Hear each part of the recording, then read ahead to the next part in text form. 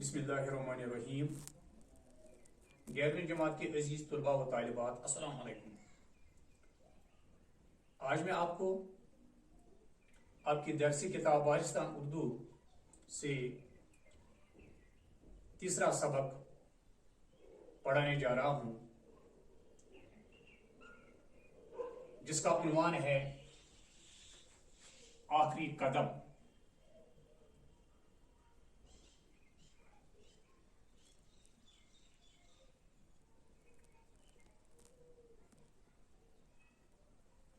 आखिरी कदम ये सबक डॉक्टर जाकिर हुसैन का लिखा हुआ है।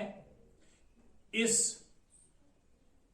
सबक में जाकिर साहब ने फनकाराना अंदाज में एक ऐसे नेक आदमी की मिसाल पेश की है जो आखिर तक नेक काम करता रहा, मगर दुनिया की नजरों में वो सब काम पोशीदा थे, क्योंकि वो दिखावे के काम करने के बजाय आखिरी दम तक सब काम खुदा के लिए और लोगों की मदद के लिए करता था। आइए मैं ये सबक अब पढ़ता हूं। आप अपनी किताब के सफ़ा नंबर 36 निकालिए, लेकिन जो मेरे पास किताब है बदकिस्मती से इसमें डॉक्टर जाकिर हुसैन सफ़ा नंबर 36 पर डॉक्टर जाकिर हुसैन की सवानिया उम्री ये दोहराई गई है। अब मैंने इसके लिए एक पुरानी किताब, जो कि आज वो मॉडिफाई हो गया एडिशन, वो किताब चुनी है, लेकिन उस किताब पर ये सबक ठीक तरह से छापा गया है। आप भी अपनी किताब पर देखिए। हाँ, आखिरी कदम। आओ आज तुम्हें एक बहुत अच्छे आदमी का हाल सुनाएं, जिससे इसके जीते जी बेतीरे लोग बुरा भला कहते थे, और मरने के बाद भी इसकी नेकी का हाल बस वही जानते हैं जिनके साथ उसने भलाई की थी, और शायद बाजे तो उनमें से भी भूल गए होंगे। इस नेक आदमी के पास बड़ी दौलत थी, मगर ये उन लोगों में था जो अपने धन दौलत को अपना नहीं समझते, बल्कि अल्लाह मियाँ की अमन जानते हैं, जो बस इसलिए इनके सुपुर्द की जाती है कि इससे इसके बंदों पर सरफ करें। खुद इनकी उजरत यह है कि इसमें से ये भी बस मोटा जोंटा पहन लें और दाल दलिया खाकर गुजर कर लें। हाँ, तो ये नेक आदमी भी अपनी दौलत से खुद बहुत कम फायदा उठाता था। एक साफ से मगर छोटे मकान में रहता था, गड़ी गाड़ी के बहुत मामूली कपड़े पहनता था, और खाने का क्या बताऊं, कभी चने चावल लिए, कभी मक्का की खेलें खा ले। एक वक्त हुनिया चढ़ी तो 3 वक्त के खाने का इंतजाम हो गया। दोस्त अहबाब जिन्हें इसके हाल की खबर थी, तरह तरह से इससे खेल तमाशों में, रंग रैलियों में घसीटना चाहते थे, मगर ये हमेशा कुछ न कुछ बहाना करके टाल देता था। आखिर को सब में बड़ा कंजूस मशहूर हो गया। इसके कंजूस दोस्त उससे मियाँ मक्खी चूस कहा करते थे। बैज दोस्त इसकी दौलत की वजह से जलते भी थे, वो उसे और भी छेड़ते और बदनाम करते थे, मगर ये दोनों का पका था। बराबर छुप छुप बातें अपनी दौलत से किसी न किसी मुस्तहिक की मदद करता ही रहता था, और इस तरह की सीधे हाथ से देता तो उल्टे को खबर न होती, और जबान पर जिक्र आने का जिक्र ही क्या। न जाने कितनी बेवाएं इसके रुपए से पलित हैं, कितने यतीम इसकी मदद से पढ़ के अच्छे कामों से लग गए थे, कितने मदरसे उसकी सखावत से चल रहे थे।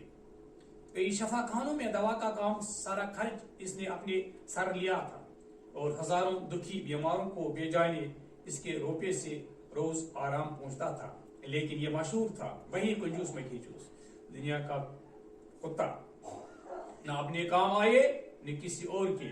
कोई इस पर हंसता था, कोई खफा होता था, सब उससे बुरा समझते थे। आदमी कितना ही नेक हो, दूसरों के हरदम बुरा कहने से जी दुखता है। इसके दिल को भी कभी कभी बड़ी ठेस लगती थी, झंझलाता था, आंखों में आंसू बार आते थे, मगर फिर भी सब्र कर लेता था। हाँ, यहाँ तक आज हम पढ़ते हैं। इसमें चंद नए अल्फाज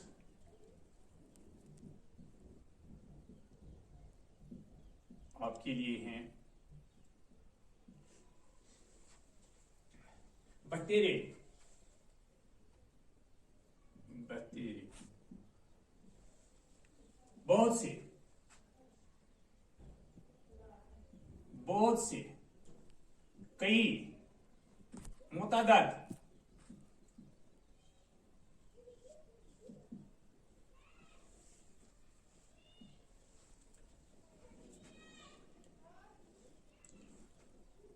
वाज़े,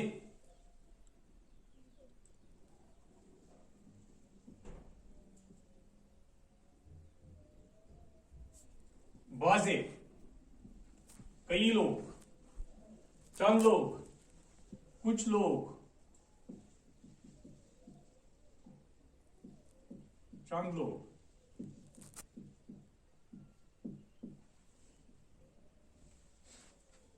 धन, माल, जायदाद,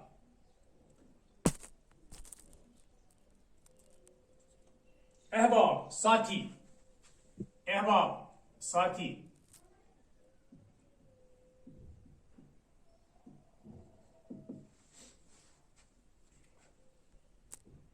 टाल देना, कोई काम दानिस्ता न करना, मियां मक्खी चूस, कंजूस, धुन का पका, पका इरादा रखने वाला, धुन का पका, पक्का इरादा रखने वाला,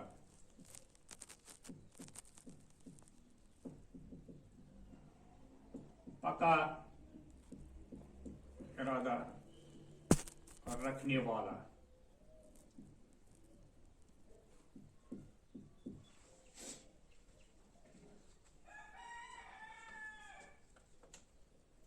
बेवाएं, बेवा का जमा है, बेवा जिसका शौहर मर गया हो। कंजूस, मक्खी चूस,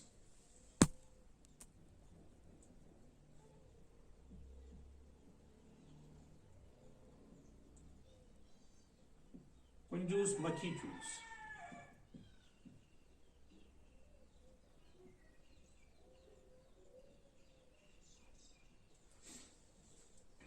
ऐसा बखील आदमी, ऐसा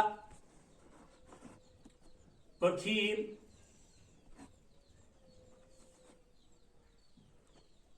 ऐसा बखील अगर किसी खाने में,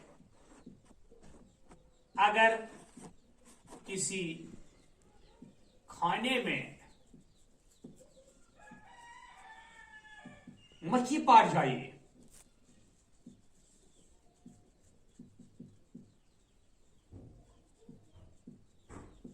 तो वो, ऐसा बखील अगर किसी खाने में, ऐसा बखील अगर किसी खाने वाली चीज में, खाने वाली चीज में मक्खी पार जाए, उससे भी चूस लेता है, उससे भी चूस कर फेंक दे।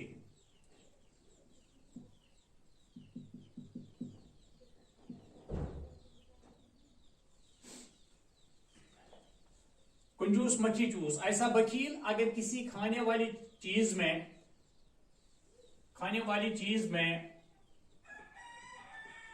मक्खी पार जाए, उससे भी चूस कर फेंक दे। इस तरह से मेरा आज का मौजू जो आखिरी कदम था, इसका एक हिस्सा मुकम्मल हो जाता है। शुक्रिया।